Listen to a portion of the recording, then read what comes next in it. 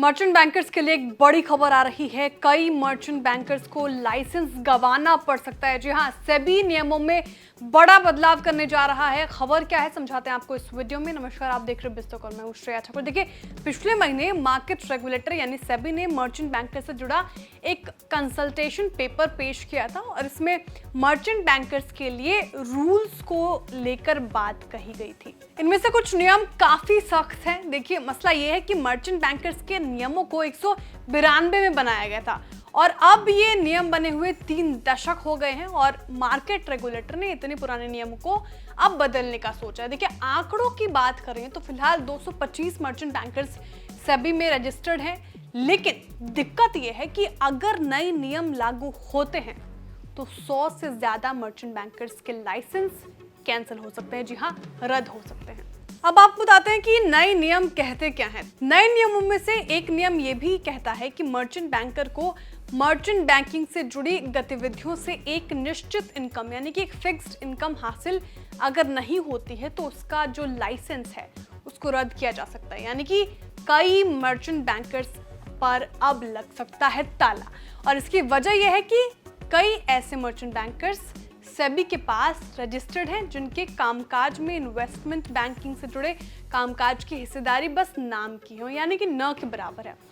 देखिए, सेबी के consultation paper में क्या लिखा था वो मैं आपको बता रही हूँ। तो कैटेगरी 1 मर्चेंट बैंकर्स के बारे में कहा गया है कि अगर किसी मर्चेंट बैंकर का पिछले 3 फाइनेंशियल ईयर में इन्वेस्टमेंट बैंकिंग एक्टिविटीज से रेवेन्यू कंबाइंड बेसिस पर 25 करोड़ रुपए से कम रहता है तो उसका रजिस्ट्रेशन कैंसिल हो जाएगा, क्योंकि नए नियम में मिनिमम जो नेटवर्थ है वो 10 गुना होना चाहिए। यानी कि कैटेगरी 1 मर्चेंट बैंकर के रूप में रजिस्ट्रेशन के लिए कम से कम 50 करोड़ रुपए का नेटवर्थ जरूरी होगा।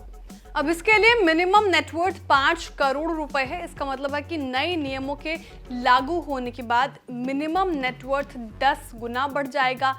कैटेगरी 2 मर्चेंट बैंकर के लिए 10 करोड़ रुपए का नेटवर्थ जरूरी होगा। जी हाँ, उनके लिए पिछले 3 फाइनेंशियल ईयर में इन्वेस्टमेंट बैंकिंग एक्टिविटीज से कम 5 करोड़ रुपए का रेवेन्यू जरूरी होगा। अब भी जो है सेबी के नियमों में मर्चेंट बैंकर्स के लाइसेंस कैंसिल करने का प्रावधान नहीं है।